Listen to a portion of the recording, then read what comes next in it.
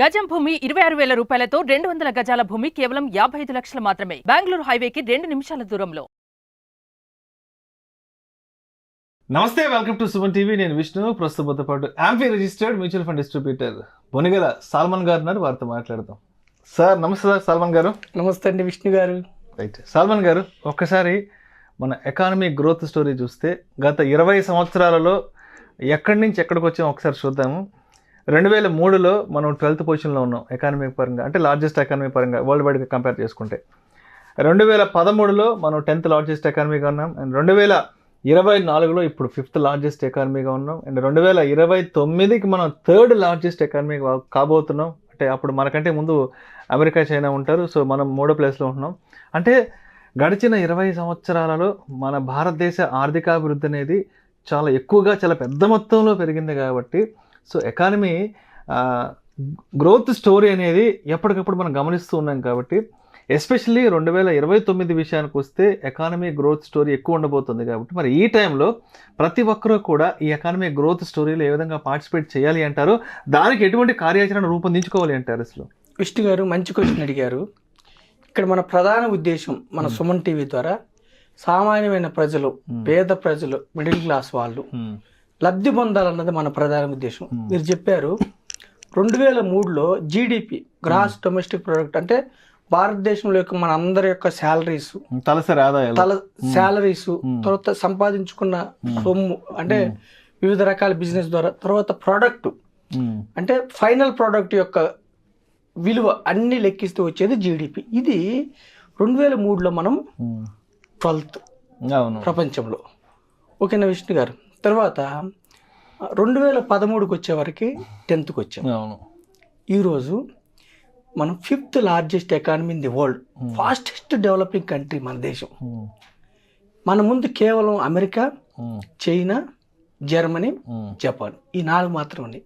మన 5th. మీరు అన్నారు 2029కి 3rd, అంటే మన ముందు కేవలం అమెరికా, చైనా మాత్రమే ఉంటుంది. అయితే నాకు ఇక్కడ నేను చూశాను విష్ణు గారు, నాకు ఇప్పుడు 52 ఏజ్. గత 30 ఏళ్లలో 40 ఏళ్ళలో నేను చూశాను, ఒకప్పుడు మన దేశంలో ఫోన్ అంటే కేవలం బిఎస్ఎన్ఎల్. గమనించారు? మనకి ఇన్కమింగ్ కాల్ వస్తే కూడా మనకి ఛార్జ్ పడేది.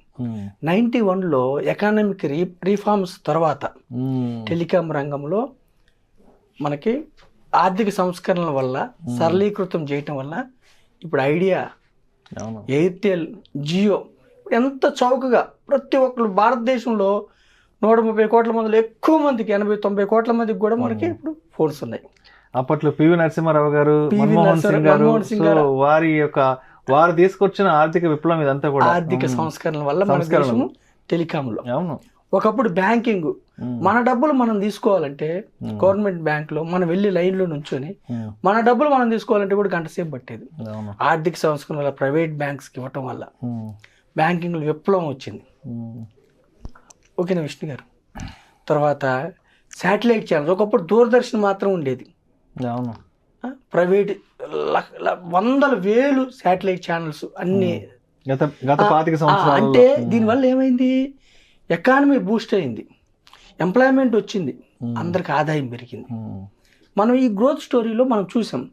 ఇప్పుడు మన భారతదేశంలో సంప్రదాయంగా సేవింగ్స్ ఏం చేస్తారంటే విష్ణు గారు, బ్యాంకుల్లో కానీ, పోస్ట్ ఆఫీసులో కానీ, ఇన్సూరెన్స్లో పెడతారు. ఇన్ఫ్లేషన్ తినేస్తుంది డబ్బుని, మనకు తెలియకుండా చెదలబట్టినట్టు. అసలు నేను ఏం చేయను, ఇన్వెస్ట్మెంట్, సేవింగ్స్ బీరువాలోనే దాచుకున్నాను డబ్బు. ప్రతి సంవత్సరం 7% తగ్గిపోతూ ఉంది. ఓకేనా విష్ణు గారు? ఈరోజు 30,000 20 సంవత్సరాల తర్వాత 5% ఇన్ఫ్లేషన్ వేసుకున్నా కానీ 80,000కి సమానం. ఈ రోజున్న ₹1,00,000, 20 సంవత్సరాల తర్వాత 20,000 30,000కి సమానం. ఇన్ఫ్లేషన్ తినేస్తుంది. కాబట్టి మనం ఏం చేయాలి? ఇన్ఫ్లేషన్ బీట్ చేసే దగ్గర ఇన్వెస్ట్ చేయాలి. అవి ఎక్కడ? ఈక్విటీస్. ఇప్పుడు మనం చూసాము, మన 20 ఏళ్లలో మన భారతదేశం ఆర్థికంగా 5th లార్జెస్ట్ ఎకానమీ. సెన్సెక్స్ గత 40 ఏళ్లలో 45 ఏళ్లలో 100 పాయింట్లు వచ్చి 83,000. 15% గ్రోత్తో మన యొక్క పారిశ్రామిక ఇండెక్స్ పరిగెడుతుంది. నేనేం చెప్తున్నానంటే ప్రజల్ని, సామాన్యమైన ప్రజల్ని, చదువు లేకపోయినా, మంచి ఉద్యోగం లేకపోయినా మీరు నిరాశ చెందకుండా ఎకానమిక్ గ్రోత్ స్టోరీలో పార్టిసిపేట్ అవ్వండి. ఎకానమిక్ గ్రోత్ స్టోరీలో ఎలా పార్టిసిపేట్ అవ్వాలి? మనకి సెబీ ఇచ్చిన అదృష్టం, గవర్నమెంట్స్ ఇచ్చిన అదృష్టం ఏమిటంటే, ఒక కంపెనీలో స్టాక్ కొనాలంటే మీకు జెండర్ డిఫరెన్స్ లేదు, కలర్ డిఫరెన్స్ లేదు, ఏ డిఫరెన్స్ లేదు. మీకు డీమ్యాట్ అకౌంట్ ఉందా, కంపెనీలో ఓనర్ అవ్వచ్చు. ఓకే, కంపెనీలో ఓనర్ కావాలంటే డీమ్యాట్ అకౌంట్ ఉండాలి.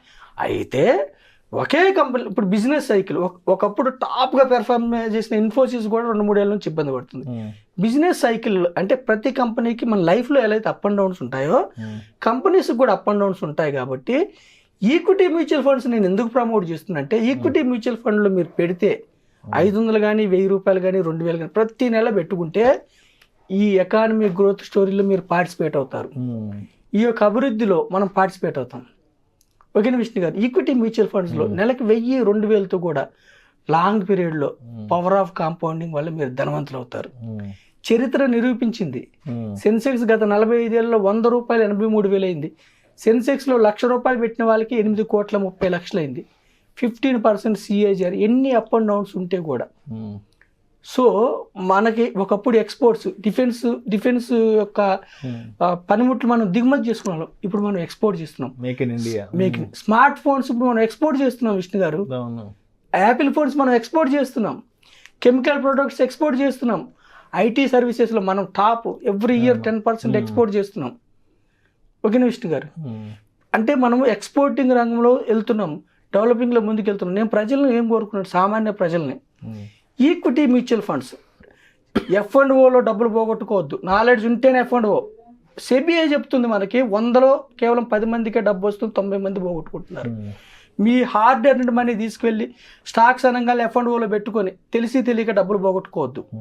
ఇంట్రాడేలో డబ్బులు పోగొట్టు. నాలెడ్జ్ ఉంటే మీ ఇష్టం, కానీ రిస్క్ తెలుసుకోండి. నేను చెప్పేది ఏమిటంటే, ఈక్విటీ మ్యూచువల్ ఫండ్లో సామాన్య మానవుడు కూడా నెలకి 1000 రూపాయలు కట్టే వ్యక్తి కూడా 30 ఏళ్ళు పెట్టుకుంటే 12%తో 30 లక్షలు వస్తున్నాయి. 12% అజ్యూమ్ చేస్తే. ఉదాహరణ ఏంటి మీకు అంటే, సెన్సెక్స్ స్టోరీ, పారిశ్రామిక ఇండెక్స్ స్టోరీ, సెన్సెక్స్, పెద్ద పెద్ద టాప్ మోస్ట్ కంపెనీల ఓనర్షిప్, లార్జ్ క్యాప్ ఫండ్స్ అంటే ఓనర్షిప్. నేనేమంటున్నానంటే, ఈ ఎకానమీ స్టోరీ మనం చూసాం. 2003లో 12th పొజిషన్ నుంచి 2023కి వచ్చేవరకు 5th లార్జెస్ట్ ఎకానమీకి వచ్చాం. ఈ ఎకానమీలో మీరు పార్టిసిపేట్ కండి, మీరు ఎంటర్ అవ్వండి అంతే. భారతదేశ అభివృద్ధిలో మీరు ఎంటర్ అవ్వండి. ఏ రాజకీయ పార్టీలు ఉన్నా, ఎవరున్నా కానీ మన దేశంలో బిగ్గెస్ట్ అడ్వాంటేజ్ అంటే యూత్. 30 years యావరేజ్ ఏజ్ ఉన్న వాళ్ళు చాలా ఎక్కువ 65-70% ఉంది.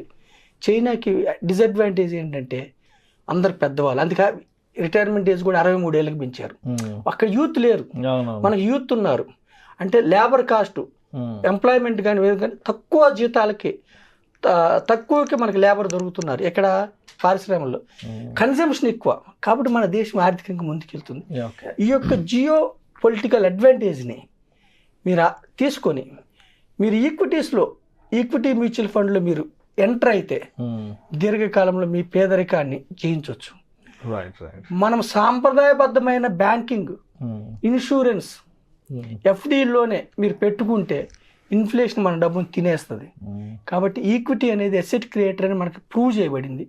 కాబట్టి 15% రిటర్న్ వచ్చిన సెన్సెక్స్లో మీరు ఇన్వెస్ట్ చేస్తే సామాన్య మానవులు కూడా మన ఎకానమిక్ గ్రోత్ స్టోరీలో పార్టిసిపేట్ అయ్యి ధనవంతులు అవుతారు. పదే రిక్వెస్ట్ చేస్తున్నారు. Thank you sir. Thank you so much Solomon గారు. ఇప్పుడున్న ఎకానమిక్ గ్రోత్ స్టోరీలో ప్రతి ఒక్కరూ పార్టిసిపేట్ చేయాలి అంటే ఎటువంటి కార్యాచరణతో సిద్ధంగా ఉండాలి అనే దాని గురించి చాలా చక్కగా మన ప్రేక్షకులు తెలియజేశారు. Thank you so much sir. Thank you Vishnu గారు, and thank you Suman TV.